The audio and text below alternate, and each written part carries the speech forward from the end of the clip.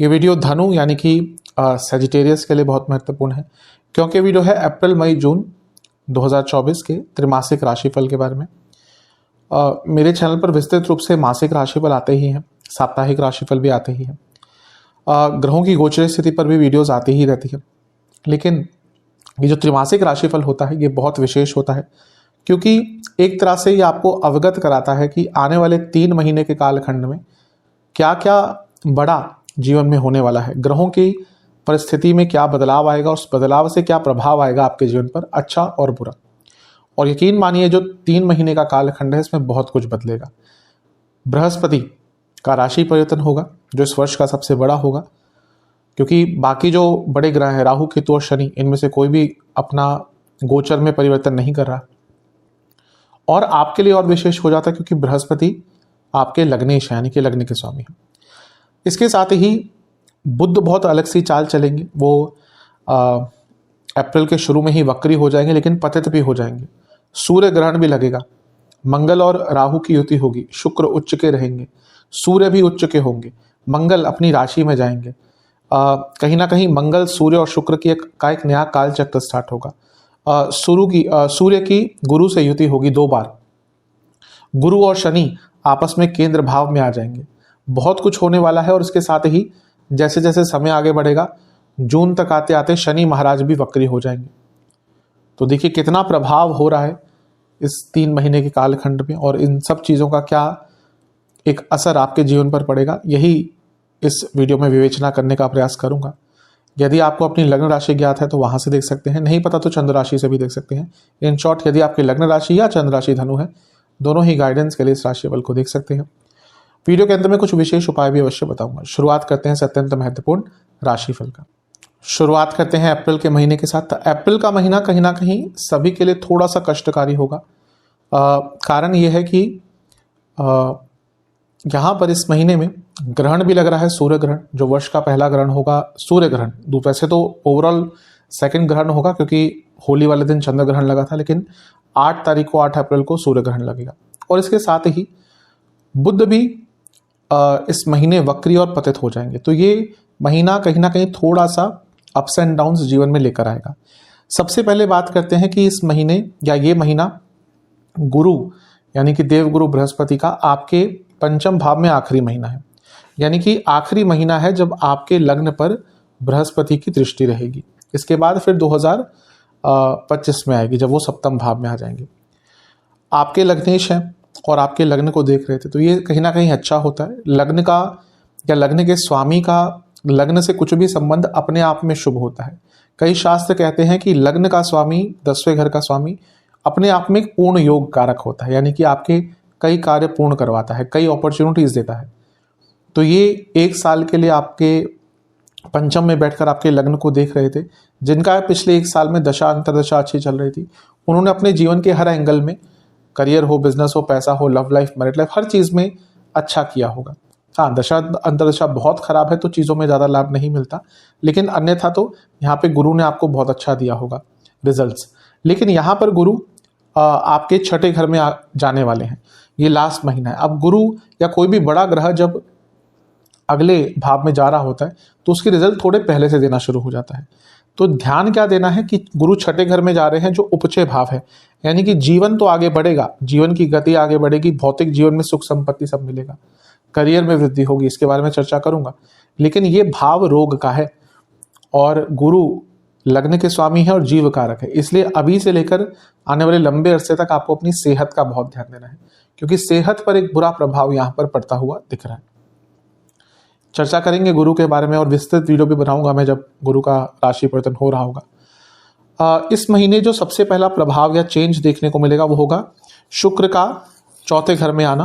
वो 31 मार्च को ही आपके 4थे भाव में आकर बैठ जाएंगे और यहाँ पर उच्च के भी हो जाएंगे। अब देखिए आपके लिए शुक्र लाभ स्थान के स्वामी है और इसके साथ ही 6ठे घर के स्वामी है। लाभ स्थान के स्वामी का 4थे घर में आके उच्च का होना यानी कि प्रॉपर्टी खरीदने के योग बनते हैं, और 6ठे घर के स्वामी का 4थे घर में आना यानी कि कोई प्रॉपर्टी का केस चल रहा था उसमें भी चीजें आगे बढ़ेंगी। लेकिन क्योंकि 6ठे घर के स्वामी है यहाँ पर आ जाएंगे और सूर्य के साथ भी हैं, तो इन दोनों की युति घर में कलह कलेश मचा सकती है। एक अच्छी चीज है कि राहु और शुक्र की युति है, ये अचानक से धन संपदा सब कुछ देती है, प्रॉपर्टी खरीदने के योग बनाती है। राहु अगर एकमात्र किसी ग्रह के कंट्रोल में आते हैं वो है शुक्र, क्योंकि वो उनके आचार्य हैं। बाकी सारे ग्रहों के देवता कौन है? बृहस्पति। लेकिन राहु और केतु के जो आचार्य हैं, बाकी सारे ग्रहों के जो गुरु हैं वो है देवगुरु बृहस्पति, और राहु और केतु के जो गुरु हैं वो है शुक्राचार्य। तो यहाँ पर शुक्र जब राहु के साथ होते हैं, राहु जब शुक्र के सानिध्य में होते हैं तो थोड़ा कंट्रोल में रहते हैं।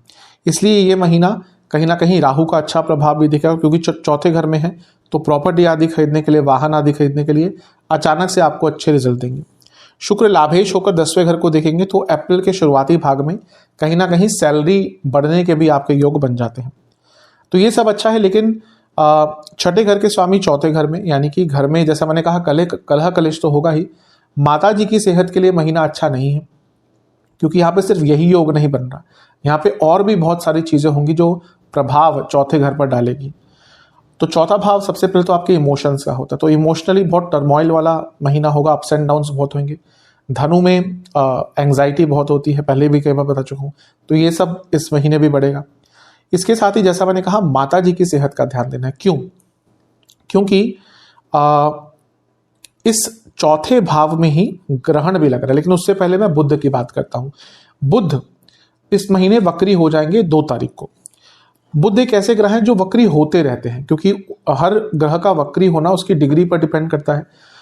जो आउटर प्लैनेट्स होते हैं मंगल, शनि और बृहस्पति, उनकी डिग्रीज अलग होती है, और बुध और शुक्र की अलग होती है। लेकिन बुध की क्योंकि स्पीड ज्यादा होती है तो वो कहीं ना कहीं हर 2-3 महीने में वक्री होते रहते हैं। लेकिन यहां पर वो वक्री भी हो रहे हैं और पतित भी हो रहे हैं, यानी कि पिछली राशि में भी गिर रहे हैं। वो बहुत वॉलेटाइल होना होता है, वो बहुत अचानक से बुरे प्रभाव दे सकता है। तो यहाँ पर 2 तारीख को बुध वक्री हो जाएंगे। ये प्रभाव किसके लिए नेगेटिव हो सकता है? स्टूडेंट्स का मन नहीं लगेगा, क्योंकि 10वें भाव से अष्टम में वक्री हुए, यानी कि आपसे क्लैरिकल मिस्टेक्स या छोटी मोटी मिस्टेक्स कार्य क्षेत्र में हो सकती है, और रिलेशनशिप पर भी इसका बुरा प्रभाव पड़ सकता है। लेकिन ये उतने बुरे स्तर पर नहीं होगा जो ये बाद में प्रभाव बुध का आएगा। वो क्या होगा कि बुध 9 तारीख को पतित हो जाएंगे, यानी कि पिछली राशि में गिर जाएंगे। 9 तारीख को बुध वापस मीन में आ जाएंगे। कभी कभी क्या होता है कि ग्रह जब वक्र अवस्था में जाता है और इनिशियल डिग्रीज में होता है तो वो पीछे जाते जाते पिछली राशि में गिर जाता है। ये जो ग्रह होता है पतित, जैसा मैंने कहा बहुत वॉलेटाइल, इनके एक्सपीरियंस को समझना या इनका कोई कि ये क्या रिजल्ट दे सकते हैं ये प्रिडिक्ट करना कभी कभी बहुत मुश्किल हो जाता है, क्योंकि जैसे मैंने कहा ये वॉलेटाइल होते हैं। अब यहाँ पर वो वक्री भी हैं, पतित भी हैं और नीच के भी हैं, और सबसे बड़ी चीज वो आपके बाधक भी हैं। तो यहाँ पर चौथे घर में आ गया, यानी कि घर में प्रॉब्लम्स बढ़ेंगी। पुनः माता जी की सेहत के लिए अच्छा नहीं है। और 9 तारीख के बाद क्योंकि वो 10वें घर को भी देखेंगे तो कार्य क्षेत्र में भी उलझनें बढ़ेंगी। कई लोगों के साथ प्रॉब्लम्स आ सकती हैं, कलीग्स के साथ प्रॉब्लम आएगी। शुक्र भी देख रहे हैं, यानी कि ऑफिस पॉलिटिक्स भी होगी। सूर्य भी देख रहे हैं, यानी कि बॉसेस से भी प्रॉब्लम होगी। तो आप देखेंगे कि जहां अच्छा खासा करियर चल रहा था, शुक्र का प्रभाव था, जैसे ही बुध वापस आ जाएंगे 9-10 तारीख के बाद से आपके कार्य क्षेत्र में उलझनें बढ़ना शुरू हो जाएंगी। वो एक ठीक चीज है, मतलब कि कहीं ना कहीं कार्य क्षेत्र में प्रॉब्लम आती है तो हम सॉल्व कर सकते हैं। लेकिन यहाँ पे जो ज्यादा नकारात्मक चीज दिख रही है वो जैसा मैंने कहा आपकी फैमिली लाइफ और आपकी माता जी की सेहत और आपकी इमोशनल सेहत, क्योंकि ये सब चौथे घर से ही रिलेटेड है। और यहाँ पर बुध आकर नीच के भी हो गए, पतित भी हो गए, और 9 को तो ये होगा, लेकिन उससे एक दिन पहले 8 तारीख को सूर्य भी ग्रहण युक्त हो जाएंगे, यानी कि उन पर ग्रहण लग जाएगा। तो इस सब चीजों का प्रभाव चौथे घर में हो रहा है। तो ये फैमिली लाइफ, आपकी माता जी की सेहत और इमोशनल लाइफ, जैसा मैंने कहा, उस पर बुरा प्रभाव डालेगी। माता जी की सेहत का सबसे ज्यादा ध्यान देना है। अगर ऑलरेडी उनको कोई हेल्थ इशू है तो बहुत केयरफुल रहेगा। अपने इमोशंस को कंट्रोल में करना है, क्योंकि यहाँ पे आप क्या कर देंगे अपने इमोशंस के दबाव में आपको खुद नहीं पता चलेगा। और घर में भी कहीं ना कहीं बहुत बड़े स्तर पर कलह क्लेश हो सकता है। इवन भाई बहनों के बीच में पॉलिटिक्स को लेकर, वो प्रॉपर्टी को लेकर भी यहाँ पे कुछ वाद विवाद हो सकता है। तो थोड़ा यहाँ पे केयरफुल रहेंगे तो अच्छा है। इतने सारे ग्रह 10वें घर को भी देखेंगे और मंगल भी यहाँ से 10वें घर को देख रहे हैं। खैर मंगल का 10वें घर को देखना अच्छा होता है, लेकिन इतने सारे बाकी ग्रहों का 10वें घर को देखना, यानी कि कार्य क्षेत्र में थोड़ा सा इम्बैलेंस आ रहा है। तो ये महीना जैसे मैंने कहा आगे आने वाला समय फिर भी आपके लिए काफी ठीक है, लेकिन अप्रैल का महीना कहीं ना कहीं हर व्यक्ति के जीवन में थोड़ी सी उथल पुथल लेके आने वाला है, क्योंकि 2 बहुत ही बड़े इवेंट्स होने वाले हैं, सूर्य का ग्रहण और बुध का पतित होना। तो यहाँ पर थोड़ा सा केयरफुल रहेंगे तो आपके लिए काफ़ी अच्छा रहेगा।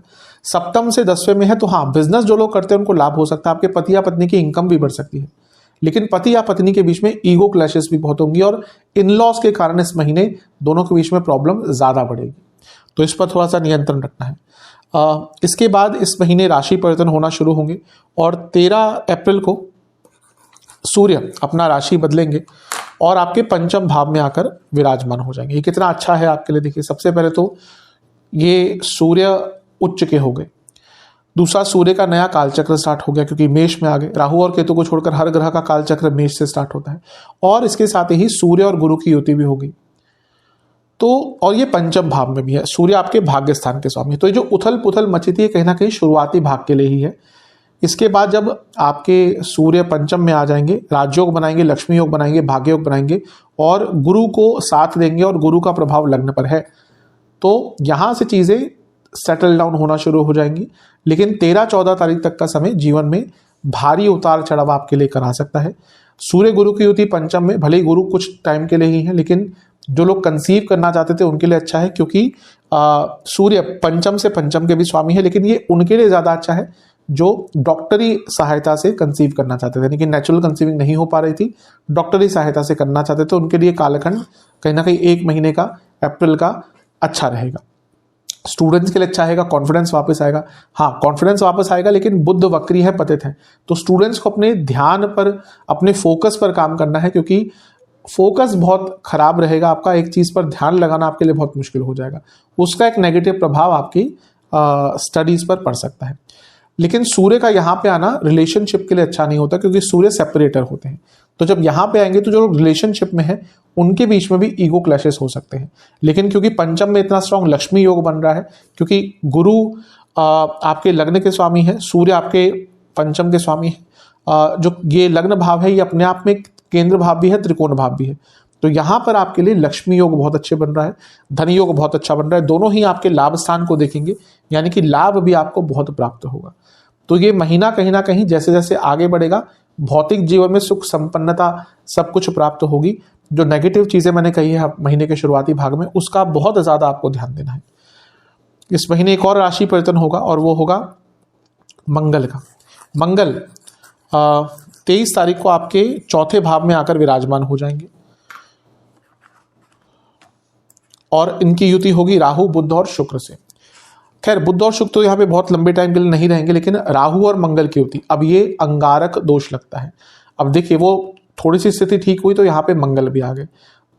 राहु मंगल की युति बहुत प्रोडक्टिव भी हो सकती है क्योंकि मंगल ऊर्जा है, राहु क्रिएटिविटी है। राहु का जैसे मैंने कई बार कहा है कि कोई सीमा है ही नहीं, तो यहाँ पर टेक्निकल चीज़ों में, प्लानिंग में, इम्प्लीमेंटेशन में, हर चीज़ में लाभ मिलेगा।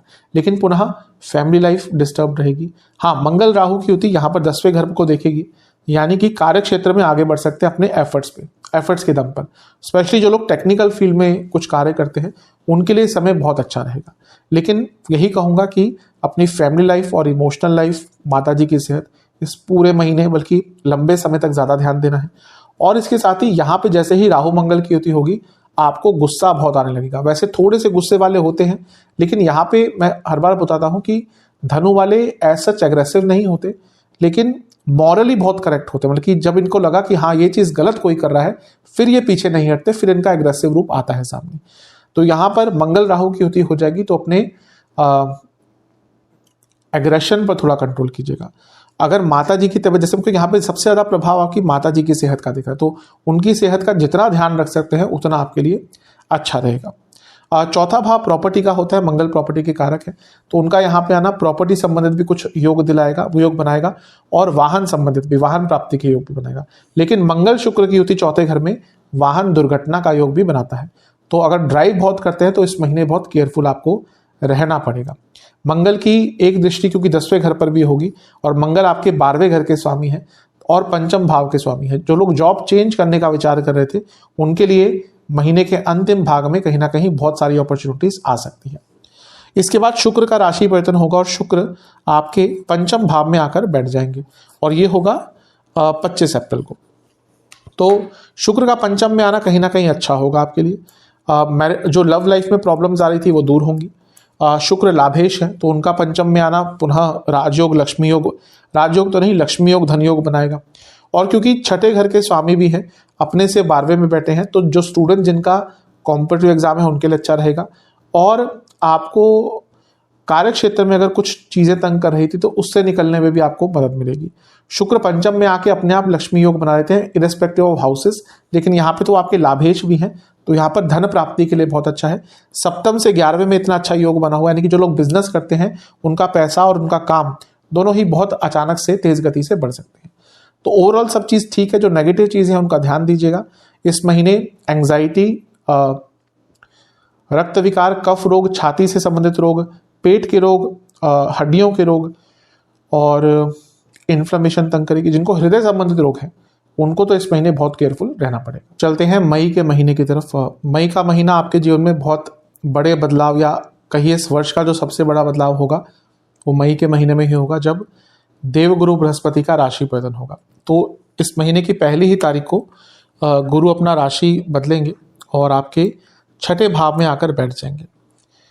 देखिए, देवगुरु बृहस्पति को जीव कहा जाता है। जीव, कई शास्त्र आप पढ़ेंगे तो जहाँ पर बृहस्पति की संज्ञा जीव कह कर गई है। कई श्लोकों में केवल जीव लिखा है, जीव मतलब कि बृहस्पति। तो मतलब यह होता है कि इतना इंपॉर्टेंस है बृहस्पति का कि जीव तत्व ही उनको दे दिया गया है। जिस जगह पर वो गोचर करते हैं उस वर्ष उस भाव से संबंधित चीज़ें बहुत मिलती हैं आपको, यानी कि वो भाव पूरा एक्टिवेट हो जाता है। और कहीं ना कहीं आपका, ऐसा नहीं कि बाकी भावों में कुछ रिजल्ट नहीं आएगा, ऐसा कभी नहीं होता। ज्योतिष तो कई चीज़ों को कहीं ना कहीं साथ में लेकर चलने पड़ता है, तब जाके हम प्रेडिक्शन दे सकते हैं। लेकिन जो एक मूल तत्व है आपका उस वर्ष का, या फिर जो एक सेंटर रहेगा उस वर्ष का, वो वहाँ पे रहेगा या उस भाव से संबंधित रहेगा जहाँ पर गुरु आएंगे। तो गुरु आपके छठे भाव में आ जाएंगे। छठा भाव उपचय भाव है, उपचय स्थान है। तो यहाँ पर गुरु का आना कहीं ना कहीं करियर और भौतिक जीवन के लिए बहुत अच्छा है। गुरु यहाँ पर आएंगे तो सीधा छठे भाव को भी देखेंगे और धन स्थान को भी देखेंगे, यानी कि करियर में कहीं ना कहीं उन्नति आपकी पक्की है। छठा भाव जीवन की जो गाड़ी है, जीवन का जो एक गति है, उसको आगे बढ़ाता है। तो यहाँ पर गुरु का आना बहुत अच्छा है। इस पे बहुत विस्तृत वीडियो अवश्य बनाऊंगा, क्योंकि गुरु का गोचर बहुत बड़ी चीज़ होती है और आपके लिए तो और भी विशेष चीज़ होगी, क्योंकि आपके लग्नेश है। कई अटके हुए कार्य आपके बनने शुरू हो जाएंगे, कई रुकावटें दूर होना शुरू हो जाएंगी, अटका हुआ पैसा वापस आएगा। क्योंकि ये स्थान जो है ये छठा भाव है जो कंपटीशन का होता है। तो जो स्टूडेंट्स हैं उनके लिए भी यहाँ पे गुरु के कारण अच्छा रिजल्ट मिलेगा, क्योंकि गुरु भाग्य है। तो जब कंपटीशन को भाग्य का साथ मिलेगा, यानी कि स्टूडेंट्स के लिए भी अच्छा होगा। आपको अपने कार्य क्षेत्र में अपने स्किल्स को दिखाने का अवसर मिलेगा। तो कई तरह से अच्छा है गुरु का छठे भाव में आना। लेकिन बुरा क्यों है? लग्नेश है और जीव तत्व है, जीव के कारक है। तो उनका छठे घर में आना कहीं ना कहीं सेहत पर बुरा प्रभाव डालेगा। आप देखेंगे ऑलरेडी प्रभाव दिखना शुरू हो गया होगा, और मई ऑनवर्ड्स आपकी सेहत में काफ़ी एक गिरावट आ सकती है। अच्छी चीज़ यह है कि धनु अग्नि तत्व का एक लग्न होता है, जिनकी इम्यूनिटी थोड़ी सी अच्छी होती है। लेकिन अगर कुंडली में प्लेसमेंट ग्रहों की बहुत अच्छी नहीं है तो उनके लिए ये जो आने वाला समय है ये सेहत के हिसाब से अच्छा नहीं होगा। लिवर की प्रॉब्लम हो, पेट की प्रॉब्लम्स हो, कई प्रकार की चीज़ें आपको तंग करना शुरू हो जाएंगी। बार बार आप बीमार पड़ेंगे, बार बार वीकनेस होगी, बार बार सर्दी जुकाम, ये सब तंग करेगा, इम्यूनिटी कम होगी। तो ये सारी चीज़ें कहीं ना कहीं आपको इस वर्ष तंग करेंगी। तो जहाँ भौतिक जीवन आगे बढ़ेगा वहीं सेहत थोड़ा सा तंग करेगी। और यहाँ पर क्योंकि छठा भाव है तो यहाँ पे आपको अपने जो आसपास के रिश्तेदार हैं, मामा चाचा ताई, इनसे भी बहुत प्रॉब्लम झेलने को मिलेगी। तो ये यहाँ पे पर्सनल लाइफ और इमोशनल लाइफ और सेहत, इन पर थोड़ा सा नेगेटिव प्रभाव बृहस्पति का हो सकता है। लेकिन करियर आदि के लिए अच्छा है। बृहस्पति की एक दृष्टि 12वें घर पर भी होगी, तो जो लोग विदेश जाना चाहते थे उनके लिए भी कहीं ना कहीं बहुत अच्छा एक प्रभाव दिख रहा है। एक और अच्छी चीज़ यह है कि शनि मंगल केंद्र में आ जाएंगे एक दूसरे से। कोई भी भाव, कोई भी ग्रह जब एक दूसरे से त्रिकोण पे होता है तो डायरेक्ट इम्पैक्ट आता है। लेकिन अगर कोई भी ग्रह एक दूसरे से केंद्र में होता है, यानी कि 1, 4, 7, 10 में होता है, तो वो एक दूसरे को थोड़ा सा बल देते हैं। इसको केंद्र बलम कहते हैं। और ये दोनों उपचय भाव हैं। तो जैसा मैंने कहा, उपचय स्थान बहुत इंपॉर्टेंट होता है। व्यक्ति जो अपने मेहनत से, अपने प्रयासों से आगे बढ़ता है वो उपजे भाव के बदौलत ही बढ़ता है। और ये दिख रहा है कि जो आपने मेहनत करके रखी थी पिछले कुछ महीनों में, उसके अच्छे रिजल्ट आपको मई के महीने में प्राप्त होंगे। तो एक बहुत अच्छी चीज दिख रही है। बस एक चीज से ध्यान रखिएगा कि इस प्रकार का जो योग बनता है ये व्यक्ति को बहुत विचलित कर देता है, और अगर उसके हिसाब से रिजल्ट नहीं आते हैं तो वो जल्दबाजी में कुछ नुकसान अपना भी कर लेता है। तो इस पर थोड़ा सा नियंत्रण देना है कि जल्दबाजी में नहीं आना, हर चीज को धैर्यपूर्वक तरीके से ही करना है। इस पर ध्यान दिया तो ये शनि गुरु का केंद्रादि योग जो बन रहा है ये बहुत अच्छा रहेगा आपके लिए। इसके बाद इस महीने 10 मई को राशि परिवर्तन होगा बुध का, और बुध पुनः अपनी उसी राशि में आ जाएंगे जिसमें उनको सपोजिटली होना चाहिए था, यानी कि मेष में। तो जो प्रभाव थोड़ा अप्रैल के शुरुआत में आया था वो कम हो जाएगा। बुध आपके लिए 2 केंद्रों के स्वामी हैं, 10वें के और 7वें के, तो उनका त्रिकोण स्थान में आने की बिजनेस और करियर दोनों में ही पैसा बढ़ेगा। लेकिन 10वें घर के स्वामी अपने से अष्टम में आ रहे हैं, यानी कि थोड़ा सा कार्य क्षेत्र में उथल पुथल मच सकती है। स्पेशली अगर आपका कार्य कम्युनिकेशन बेस्ड है, थोड़ा संभल के रहेगा और अपने कलीग से बहुत बच के रहेगा। आपके अच्छे कार्य को भी खराब करने का प्रयत्न करेंगे और आपके नाम को खराब करने का प्रयास होगा। तो यहां पर थोड़ा सा आपको ध्यान देना है। अदरवाइज धन के लिए अच्छा है आपके लिए, क्योंकि बुध बाधक है। तो मैं ये कहूंगा जो लोग रिलेशनशिप में हैं उनके बीच में थोड़े से कंपैटिबिलिटी इश्यूज यहाँ पर आ सकते हैं। अदरवाइज कहीं ना कहीं बुध का यहाँ पे आना, क्योंकि वो बुद्धि के कारक है और अब ठीक अवस्था में आ गए, तो हर व्यक्ति के जीवन में थोड़ा सा अच्छा प्रभाव रहेगा। आप देखेंगे अप्रैल के महीने में आपके आसपास कई लोगों का बर्ताव बहुत अलग सा हो जाएगा, आपका भी बर्ताव अलग सा हो जाएगा। लेकिन हमें अपना बर्ताव यूजुअली बहुत लेट रियलाइज होता है कि हाँ हम थोड़े बदल गए हैं, हमने थोड़ा सा गलत किया है। लेकिन अप्रैल के महीने में कई लोगों का बर्ताव बहुत अलग सा हो जाएगा, अजीब सा हो जाएगा। जिनसे आप एक्सपेक्ट नहीं करते वो लोग वैसी बातें करेंगे, क्योंकि ग्रहण भी लग रहा था और बुध जो बुद्धि के कारक है वही वक्री और पतित अवस्था में थे। तो हर व्यक्ति के जीवन में कुछ ना कुछ इसका उतार चढ़ाव आएगा, लेकिन मई ऑनवर्ड्स चीजें बहुत अच्छा होना शुरू हो जाएंगी। इसका एक अच्छा इम्पैक्ट ये है कि चौथे भाव से बहुत सारे ग्रह निकल गए, लेकिन ये बुरा इम्पैक्ट ये है कि यहाँ पे जो अंगारक दोष था या अंगारक योग था वो अकेला रह गया, तो इसका पूरा प्रभाव आएगा। तो जैसा मैंने कहा था अप्रैल में इमोशनल सेहत का ध्यान, यहाँ पे वो चीजें ठीक होगी, लेकिन माता जी की सेहत का यहाँ पे भी ध्यान देना पड़ेगा। लेकिन हाँ, ये दोनों जब 10वें घर को देखेंगे तो कार्य क्षेत्र में कुछ अच्छा करने का अवसर मिल सकता है।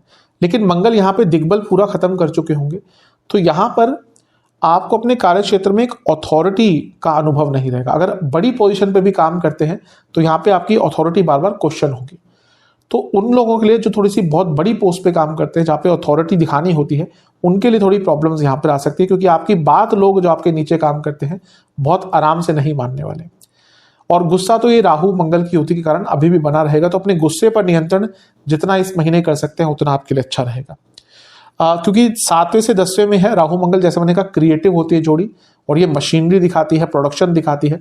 तो अगर आपका मशीनरी, प्रोडक्शन, कंस्ट्रक्शन, इन सब से जुड़ा कुछ कार्य है, एविएशन, फॉरेन, इमिग्रेशन, तो ये महीना कहीं ना कहीं आपके लिए बहुत अच्छा रहने वाला है। इसके बाद सूर्य का राशि परिवर्तन होगा और सूर्य आपके छठे भाव में आ जाएंगे 14 तारीख को। अब देखिए कि इस साल 2 बार सूर्य गुरु की युति हो रही है और सूर्य छठे घर में आ जाएंगे, और छठा भाव एक ऐसा भाव है जो सूर्य का अच्छा स्थान माना जाता है। तो यहाँ पर सूर्य का आना लग्नेश के साथ होना, यानी कि लीगल कार्रवाइयों में बहुत सफलता मिलेगी। अगर आपका कोई लीगल केस बहुत समय से अटक रहा था, अच्छा होगा उसमें। ये अर्थ त्रिकोण है, गुरु भाग्य है, सूर्य प्रकाश है, यानी कि कार्य क्षेत्र में भी भाग्य का साथ मिलेगा। अगर आपके पास कोई स्किल्स हैं उनको यहाँ पे दिखाइएगा, पीछे मत हटिएगा। अगर आपको कुछ आता है, आपको लगता है आपके पास आइडियाज हैं, आपको लगता है कि आपके पास वो स्किल्स हैं जो आपको करियर में आगे बढ़ने का मौका देंगे, तो यहाँ पे अगर कोई अपॉर्चुनिटी आती है तो थोड़ा रिस्क ले सकते हैं। थोड़ा सा ध्यान उनको देना है जो बिजनेस करते हैं, उनके खर्चे थोड़े से यहाँ पे बढ़ना शुरू हो जाएंगे, स्पेशली सरकारी चीज़ों में खर्चे थोड़े से यहाँ पे बढ़ सकते हैं। और यहाँ पे देखिए तो शनि और सूर्य का भी कहीं ना कहीं केंद्र आदि योग बन रहा है, ये कॉन्फिडेंस के लिए बहुत अच्छा होता है। तो यहाँ पर जैसे मैंने कहा स्किल दिखाइएगा और कॉन्फिडेंस भी अच्छा रहेगा, तो अपने कार्य क्षेत्र में आगे बढ़ने का आपको अपने स्किल्स के दम पर ही बहुत यहाँ पे मौका मिल सकता है। इसके बाद एक और राशि परिवर्तन होगा 19 मई को, और 19 मई को शुक्र आपके छठे घर में आकर विराजमान हो जाएंगे। अब ये थोड़ा कष्टकारी होता है, क्योंकि मैं कई बार बोल चुका हूँ, मेरे हिसाब से छठा भाव एक ऐसा भाव होता है जहाँ पे शुक्र बिल्कुल अच्छा प्रभाव नहीं, बल्कि वो क्षीण हो जाते हैं, खत्म हो जाते हैं। तो क्योंकि यहाँ पे विपरीत राजयोग बना रहे हैं तो थोड़ा उसका अच्छा प्रभाव यही रहेगा कि आपके कोई अटके हुए कार्य पूर्ण हो सकते हैं। लेकिन यहाँ पर मैरिड लाइफ में अचानक से प्रॉब्लम आएगी। क्यों? क्योंकि शुक्र मैरिड लाइफ के कारक है। लव लाइफ और मैरिड लाइफ दोनों में ही प्रॉब्लम आएगी, क्योंकि शीन हो गए, सूर्य के साथ है जो सेपरेटर है, गुरु के साथ ईगो क्लैशेस। तो यहाँ पर मैरिड लाइफ और रिलेशनशिप में अचानक से मई के अंतिम भाग में प्रॉब्लम आ सकती है। तो इस पर थोड़ा नियंत्रण देंगे तो अच्छा है, क्योंकि पंचम भाव बहुत बली है, तो छठा भाव बहुत बली है और सूर्य भी है वहां पर। तो जो कॉम्पिटिटिव एग्जाम्स दे रहे हैं बच्चे, उनके लिए महीना काफी अच्छा रहने वाला है। ओवरऑल ये महीना शुभता की तरफ ही जाएगा। जैसे बनेगा उपचय स्थान बली है, करियर बिजनेस सब में आगे बढ़ेंगे, बिजनेस में खर्चे थोड़े बढ़ेंगे और ओवरऑल भी खर्चे आपके काफी बढ़ेंगे, क्योंकि 12वें घर पर 3 ग्रहों की दृष्टि हो जाएगी जो खर्चे आपके बहुत बढ़ाने वाले हैं। तो ज्यादा ख्याल आपको इस महीने इन सब 2-3 जो नेगेटिव चीजें कही हैं उन्हीं का देना है, और सेहत का सबसे ज्यादा ध्यान देना है। और सेहत का तो इस महीने ही नहीं, लॉन्ग टर्म अगर इंडिकेशन आ रहे हैं अभी से कि हाँ सेहत खराब हो रही है, तो डॉक्टर से चेकअप आदि कराकर अपना जो भी अपने डेली लाइफ में चेंजेस लाने हैं उनको इम्प्लीमेंट करना शुरू कर दीजिए। इस महीने आपको इन्फ्लेमेशन, पेट के रोग, अपचन, लिवर की प्रॉब्लम, आंखों के रोग, डायबिटीज जिनको है दिक्कत पड़ेगी, हड्डियों के रोग और इंटेस्टाइन की प्रॉब्लम तंग करेगी, छाती में काफी प्रॉब्लम हो सकती है, बलगम बनेगा बहुत बॉडी में, कफ रोग बहुत तंग करेंगे और ईएनटी के रोग तंग करेंगे। चलते हैं जून के महीने की तरफ। जून का महीना भी कहीं ना कहीं काफी प्रभावशाली और परिवर्तनशील होगा। जून में पहले दिन से ही कहीं ना कहीं बुध का प्रभाव देखने को मिल जाएगा छठे घर से, क्योंकि बुध 31 मई को ही अपना राशि परिवर्तन कर लेंगे और आपके छठे घर में आकर बैठ जाएंगे। अब यहाँ पे देखिए कि सर्वप्रथम तो छठे घर में 4 ग्रह हैं, तो छठा भाव जहाँ पे लगने के स्वामी भी हैं, 4 ग्रह ऑल टुगेदर वहाँ पे हैं, तो ये उपचय भाव होता है, यानी कि यहाँ पे बहुत सारी नई अपॉर्चुनिटीज आपको मिलेंगी। दूसरा, ये सारे ग्रह शनि से केंद्र में है। शनि क्या है? मेहनत है। तो आपको अपने कार्य क्षेत्र में, बिजनेस में, जहाँ पे भी आप कुछ अर्न कर सकते हैं, क्योंकि ये अर्थ त्रिकोण होता है, जहाँ पे भी आप कुछ पैसा कमा सकते हैं, उन सब चीज़ों में आगे बढ़ने का अवसर मिलेगा। कॉम्पिटिटिव स्पिरिट बहुत अच्छी रहेगी, कॉन्फिडेंस बहुत हाई रहेगा, कोर्ट केसेस में विजय प्राप्त होगी, और इसके साथ ही ओवरऑल आपकी जो एक सोचने की क्षमता होगी उसमें भी बहुत जुझारूपन आ जाएगा, संकल्प शक्ति आपकी बहुत अच्छी रहेगी। बुध का छठे घर में आना लीगल केसेस में सफलता देता है, तो ये बहुत अच्छा है। और यहाँ पर सूर्य भी है, तो ये भी कहीं ना कहीं बता रहा है कि लीगल चीज़ों में, गवर्नमेंट से संबंधित कार्यों में जो विफलता या फिर जो रुकावटें आ रही थी वो यहाँ पर दूर हो सकती हैं। यहाँ पर सूर्य कहीं ना कहीं मंगल के जैसे प्रभाव देते हैं, यानी कि आपका जो कॉन्फिडेंस है वो अलग ही सीमा पर जाएगा। तो इस समय का लाभ उठाएगा। छठे घर में इतने सारे ग्रह, यानी कि 4 ग्रह, 9 में से 4 ग्रह छठे घर में है, तो साफ बता रहा है कि अर्थ त्रिकोण भी है, उपचय भाव भी है, त्रिषण आय भी है। ये सारी चीजें व्यक्ति को अपने जीवन में आगे ही लेकर जाती है। तो ये महीने की शुरुआत ही कहीं ना कहीं आपके लिए बहुत अच्छी, बहुत विशेष रूप से हो रही है। इसके बाद, या कहिए 1 तारीख को ही एक बहुत बड़ा राशि परिवर्तन होगा, क्योंकि 1 तारीख को मंगल आपके पंचम भाव में आकर बैठ जाएंगे। अब मंगल पंचम भाव में आ रहे हैं अपनी ही राशि में, तो ये एक बड़ी चीज़ है, क्योंकि मंगल यहाँ पे राजयोग बनाएंगे, त्रिकोण में है, त्रिकोण के स्वामी लक्ष्मी योग, धन योग, भाग्य योग, सब कुछ यहाँ पे बनेगा। दूसरा, मंगल का एक नया काल चक्र स्टार्ट हो रहा है। मंगल ऊर्जा के कारक हैं, तो पंचम में मंगल का आना, त्रिकोण स्थान में आना, यानी कि पूरा जीवन ऊर्जात्मक हो जाएगा, सकारात्मक हो जाएगा। आपकी जो संकल्प शक्ति की मैंने बात करी वो और बढ़ जाएगी, क्योंकि मंगल ही संकल्प शक्ति बढ़ाते हैं। 12वें घर के स्वामी हैं, तो पंचम में आएंगे, तो जो स्टूडेंट्स विदेश में जाना चाहते थे उनके लिए लाभ होगा। लेकिन रिलेशनशिप पे इसका थोड़ा बुरा प्रभाव पड़ सकता है, क्योंकि रिलेशनशिप में एग्रेशन आ सकती है। स्टूडेंट्स के लिए बहुत अच्छा होगा, आपकी क्रिएटिविटी के लिए बहुत अच्छा होगा। और इसके साथ ही सप्तम भाव से 11वें में है, तो जो लोग बिजनेस करते हैं, स्पेशली मशीनरी आदि से संबंधित, उनको लाभ होगा और आपको अपने बिजनेस में बहुत कुछ नया करने का अवसर भी मिलेगा। ये भी एक अच्छी चीज़ है। 10वें घर से 10वें में मंगल आ गए, जो अपनी ही राशि के है, स्ट्रांग है, यानी कि कार्य क्षेत्र में भी आपको अपना बल, अपना पराक्रम, अपनी दृढ़ता दिखाने का अवसर मिलेगा। छठे घर में इतने सारे ग्रह हैं, यानी कि वर्क प्रेशर तो रहेगा, लेकिन क्योंकि मंगल की स्थिति अच्छी है, यहाँ पर थोड़ी बुरी स्थिति होती तो उल्टा हो जाता, लेकिन मंगल क्योंकि 10वें से अष्टम में अच्छी स्थिति में आ गए, यानी कि एक लॉन्ग टर्म करियर ग्रोथ, यानी कि इस टाइम पे आपको कुछ ऐसा अपने कार्य क्षेत्र में करने का अवसर मिल सकता है जिसके बलबूते आपको बहुत लंबे अरसे तक कुछ अच्छा रिजल्ट मिल सकता है। तो कहीं ना कहीं ये महीने की शुरुआत आपके लिए बहुत अच्छी दिख रही है, लेकिन एक चीज़ से केयरफुल रहना है, वो यह है शनि का वक्र प्रभाव। शनि 29 जून को वक्री हो जाएंगे। मैं बहुत बार समझा चुका हूँ, कोई भी ग्रह उठकर एक दिन में वक्री नहीं होता। ग्रहों की चाल होती है स्थिर, चर, अतिचारी, वक्र, अति वक्र, मंद, अति मंद। तो वैसे ही ग्रह पहले स्लो होता है, मंद होता है, फिर अति मंद होता है, फिर वक्र होता है। तो धीरे धीरे करके शनिदेव की स्पीड स्लो होना शुरू हो जाएगी।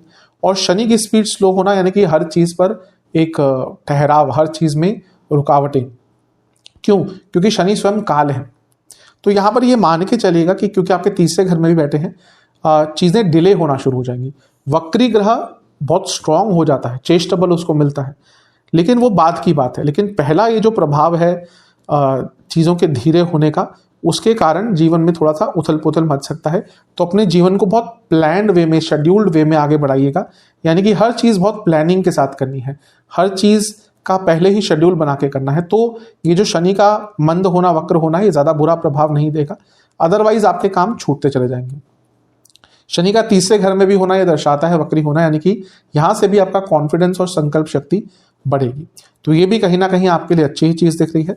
10वें से 8वें में और 10वें से 6वें में 2 पाप ग्रह हैं, यानी कि ये वो समय है जब थोड़ा रिस्क लेकर और भले ही किसी को नीचे रखकर, यानी कि देखिए कंपटीशन होता है, कभी कभी हमें भी आगे बढ़ने के लिए कुछ ऐसे कार्य करने पड़ते हैं जो में भी किसी के लिए थोड़े से नेगेटिव हो। तो यहाँ पर अगर आगे बढ़ना है तो थोड़ा सा कॉम्पिटिटिव तो रहना ही पड़ेगा। मे भी आपको किसी को थोड़ा सा किसी के ऊपर चढ़कर जाना पड़े अपने कार्य क्षेत्र में आगे बढ़ने के लिए।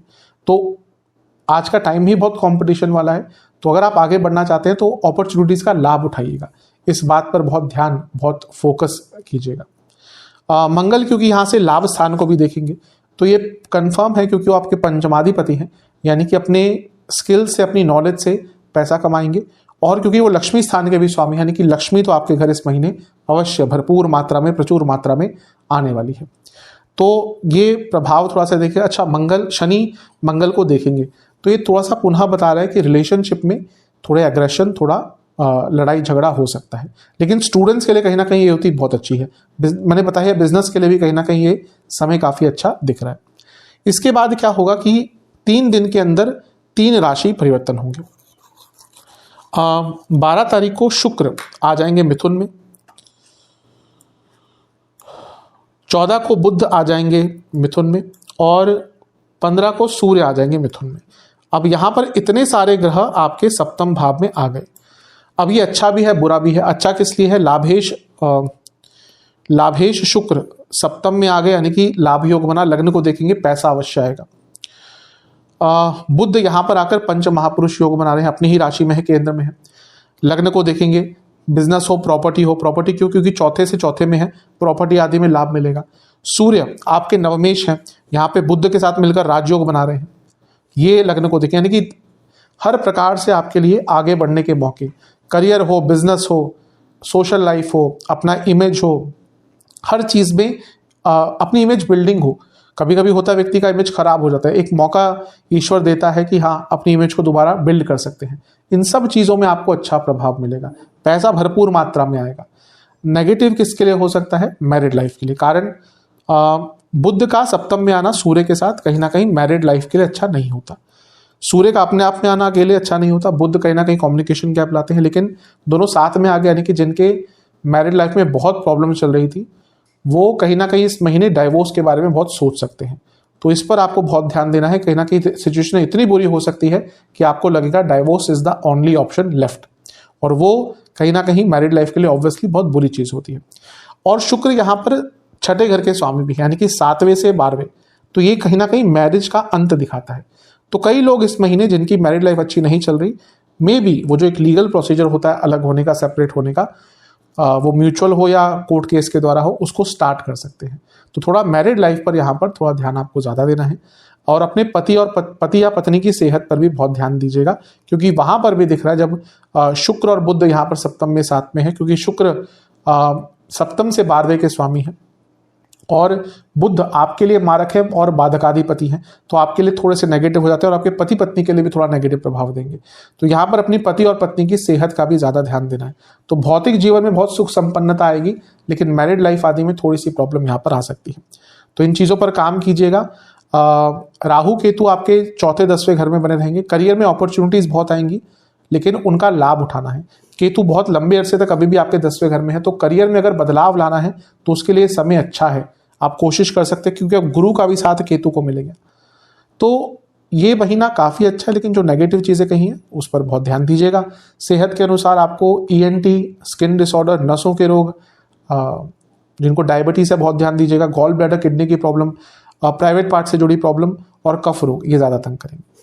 अब उपाय की बात करते हैं। पहला उपाय आपको 3 सोमवार करना है। कब करना है? जब भी वीडियो देखें उसके अगले हफ्ते से स्टार्ट कर सकते हैं। एक पात्र में दूध, गंगा जल, काले तिल, सफ़ेद तिल, इनका मिश्रण बनाना है, द्रव्य बनाना है और महादेव का अभिषेक करना है। अभिषेक करते हुए ओम विश्वेश्वराय नमः मंत्र का 108 बार जाप करना है। इसके बाद आपको शिवजी को खीर का भोग लगाना है और उसके बाद आपको ओम नीलकंठाय नमः मंत्र का 108 बार जाप करना है और मंदिर में पुजारी जी को, ब्राह्मण देवता को, जो भी वहाँ पे पुरोहित जी हैं उनको दक्षिणा या मंदिर में दक्षिणा समर्पित करके आनी है। ये उपाय 3 सोमवार करने हैं। दूसरा उपाय आपको 3 बृहस्पतिवार करना है। आपको किसी भी धार्मिक स्थल पर धार्मिक पुस्तकों का वितरण करना है और इसके साथ ही आपको केले के पेड़ की पूजा करनी है, नॉर्मल पूजा करनी है। पानी जलादि अर्पण करें, धूप दीप अर्पण करें। ध्यान बस ये देना है कि आपको जो भी आप दीप अर्पण करेंगे उसमें कुछ अक्षत के दाने डालने हैं। ये आपको 3 बृहस्पतिवार करना हो। 3 बृहस्पतिवार ही आपको गौशाला में चारे का दान करना है। ये उपाय आप कर लेंगे, आपके लिए अधिकतम जो प्रभाव हैं वो अच्छे ही आएंगे। आशा करता हूँ कि वीडियो आपके काम आएगी। चैनल पे नए हैं, सब्सक्राइब कर लीजिए, वीडियो को लाइक कर लीजिए। मिलता हूँ अगली वीडियो में, तब तक के लिए ओम नमः।